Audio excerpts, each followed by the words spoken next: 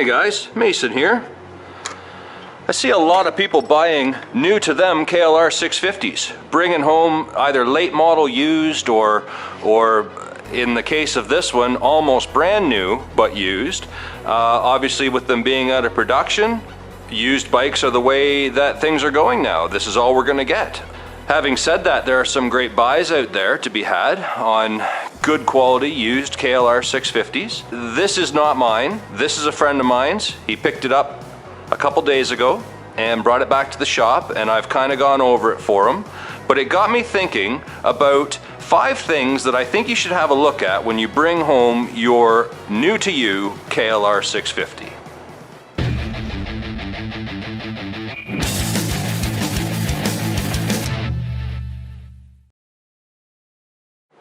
The first one being the exhaust bolts, where the exhaust mounts to the motor. There's 2 acorn nuts up in there that need to be torqued.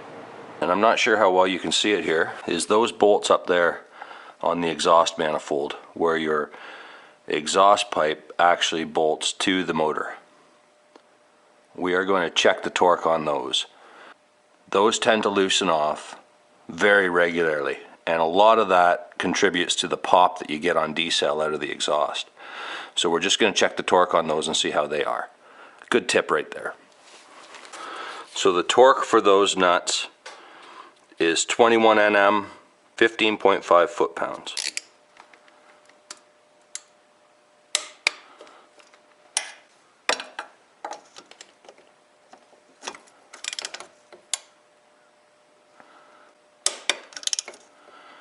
Yeah, that side was loose, the other side was good.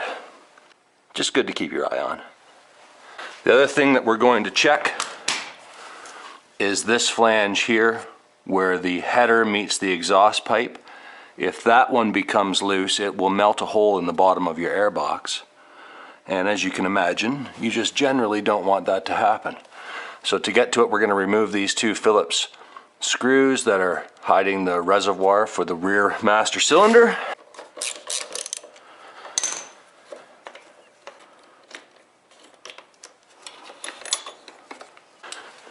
And right down here underneath is where the Allen key goes in. We're going to put an extension on with the torque wrench, and we're going to check that too.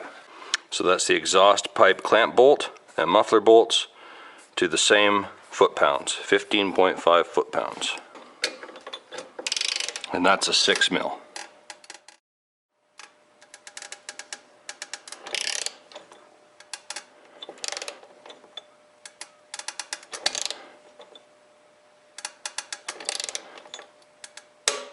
And that was quite loose. And the cover just goes back on. So those all combined protects your airbox, stops some engine popping on decel. And if it's a really low kilometers bike, I don't know whether it's the heat cycle or what, but they tend to come loose fairly frequently. So checking those for your torque settings for the first couple thousand kilometers is a really good idea. So another thing we're going to do is we're going to remove the foot peg bolts one by one, blue Loctite them, and put them back in. 14 to 16 foot-pounds of torque. These are weak, so don't over tighten them.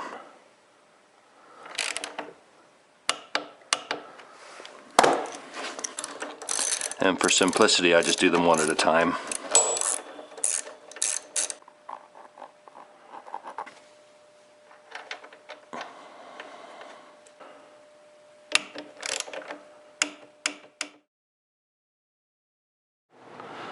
The third thing I think you should do, regardless of the age of the bike, and it doesn't take long to do, but is to pull out the rear suspension bolts, clean them up, re-lube them, and reinstall them. That way you know that any corrosion that's already built up on those parts has been cleaned off, and it's not going to get any worse as your bike gets older. It's part of my yearly maintenance schedule anyway. I think it's a really good thing to have a look at when you first bring the bike home. Something else I'm going to do that I do every time I do an oil change on my bike is we're going to adjust the doohickey. Now this bike has not had the doohickey replaced. It is still OEM, but We're going to loosen that. And then I use a rubber mallet. And my poor old mallet's not in great shape, so there'll be pieces of lead flying out of here, but I just tap the side case just to, if there's any resistance in there, just to let that spring pull that balancer back. Then you just snug it up, and then we'll go get the Torx back. Balancer chain tensioner bolt, 8.8 or 78 inch-pounds. 78.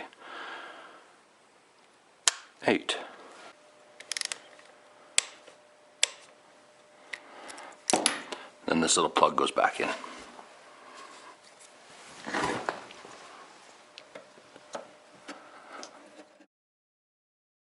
The next thing I would suggest is removing the rear subframe bolts. Whether you do the drill through or not, Loctiting them and putting them back in torque to spec. The rear subframe on the KLR 650 takes a lot of abuse. We really load them up and run heavy. So having those tight and Loctite into place is a really good idea. At the very least, it'll help minimize the risk of losing one of those lower bolts as you're headed off down the trail. Something I suggest, guys, is putting together a book and writing down what you do, when, and the mileage. It just helps remind you as you go along. Did I check that? When did I check it? When was the last time I cleaned my air filter? All that sort of stuff. This is the book I've put together for DV.